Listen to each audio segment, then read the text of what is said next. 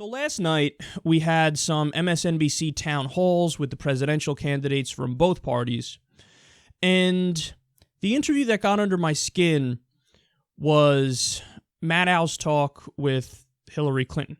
Now, don't get me wrong, Chuck Todd is the human equivalent of a bowl of granola. He spoke to John Kasich, who is the human equivalent of a wet paper towel, and I had such low hopes for that from the beginning that I don't even care that it was as bad as I expected it would be. Then you had Chris Matthews and Donald Trump. Chris Matthews actually did a decent job, and he did it because he doesn't like Donald Trump. So if he doesn't like the person, yeah, he could be kind of tough. Now, when he talks to Hillary Clinton, not really the case. But, you know, fair is fair. He did a decent job with Donald Trump. Rachel Maddow, who typically does a really good job with her show. So I'm not taking anything away from her overall. I want to discuss specifically what she did last night. It was a joke. So let me tell you what she didn't talk about. Now, you would think that since, hey, she's running in a primary against Bernie Sanders, we're not in a general election, perhaps you'd want to focus on the primary and not the general, since we ain't there yet. And perhaps you'd want to ask questions about the areas where there's the biggest difference between Bernie Sanders and Hillary Clinton. And she didn't do that. So what was completely left off the table? Foreign policy. Now, Hillary alluded to some things on foreign policy at certain points, but there were no real substantive questions that dug deep on the issues.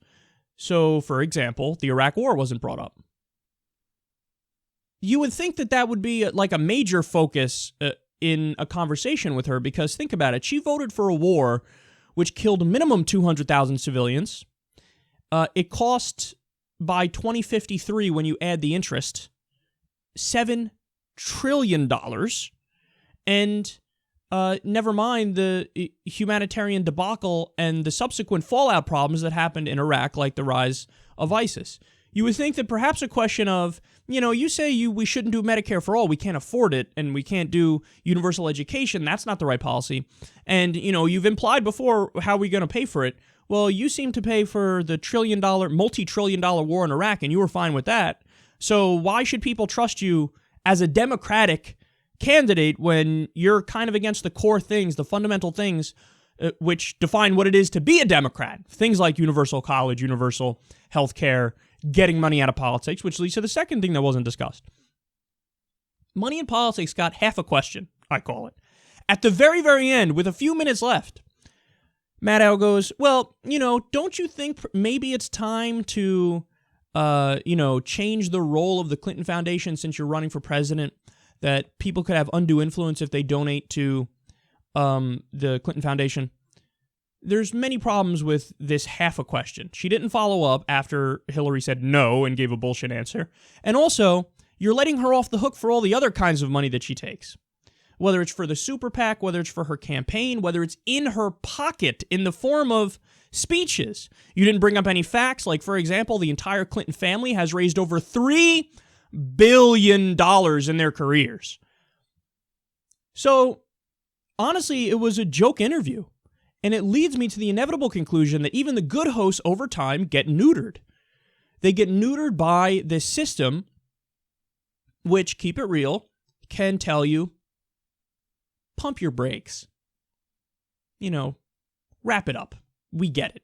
As Cenk from TYT tells the story all the time because he worked at MSNBC, he says that Phil Griffin called him into his office, president of MSNBC, and said to him, you know, you're an outsider, and it's cool to be an outsider and stuff, but you're not an outsider anymore. You're an insider.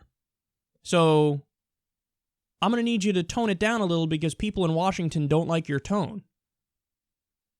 Well, that's as clear cut as it gets. That's somebody who's supposed to be on the good network, MSNBC, the more liberal network, and they're saying, well, okay, you can go after the Republicans as hard as you want because they're on the other team and we're the Democratic Party loyalist network. But if it's somebody on our side, www.mindyourbusiness.com. shutthefuckup.org. That's the message. So Rachel Maddow, who again typically does a good job on her show, all of a sudden, things that I would guess that she really wants to talk about the Iraq War, the fact that Hillary voted for the Patriot Act, which gets rid of the Constitution. Nowhere to be seen. And when I say gets rid of the Constitution, understand very clearly what I mean. Fourth Amendment. Done.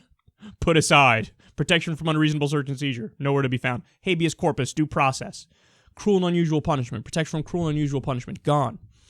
So you have somebody in front of you who's running to be the Democratic presidential nominee. And she voted for the Patriot Act. She voted for the Iraq War. She promises to make the same mistake in Syria.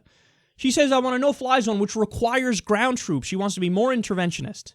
She wanted to bomb Libya. She was an orchestrator of that. So you have somebody sitting in front of you who's promising to make the same mistakes in the Middle East. Somebody who was against even talking to Iran and now takes credit for the Iran deal.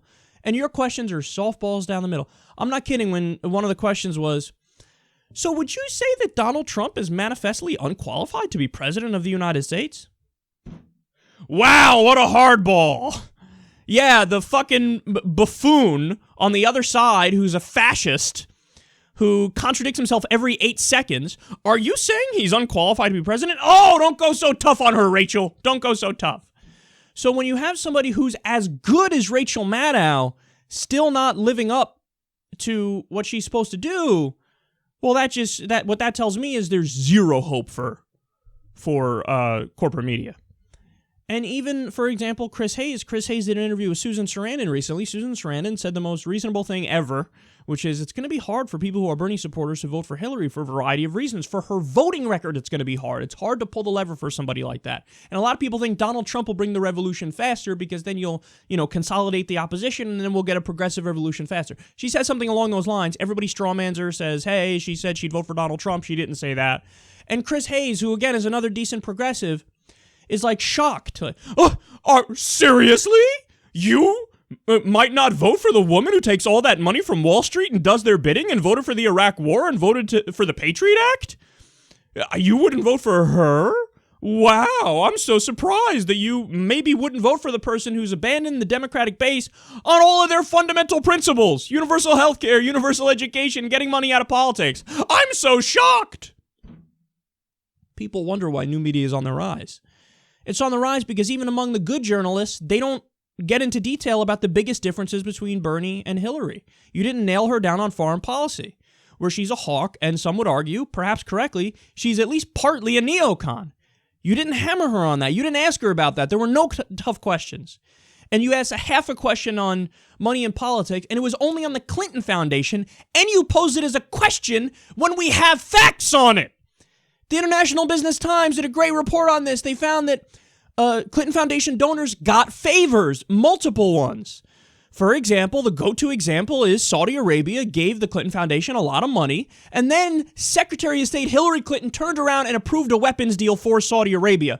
There's a fucking connection there, but you didn't bring it up at all.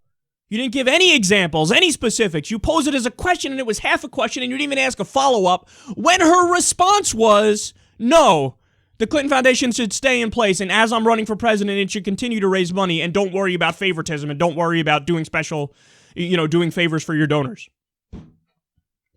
But we know you did it, and you're basically going to continue to do it, and you said, no, we shouldn't even change the nature of the Clinton Foundation as I'm running for president. What a joke this is.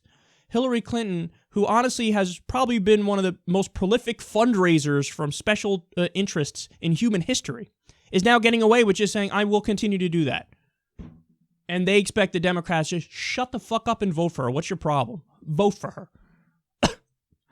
Well, you'll forgive me if I'm struggling doing that for all of the policy-specific reasons. I know you guys don't want to talk about them, but we do.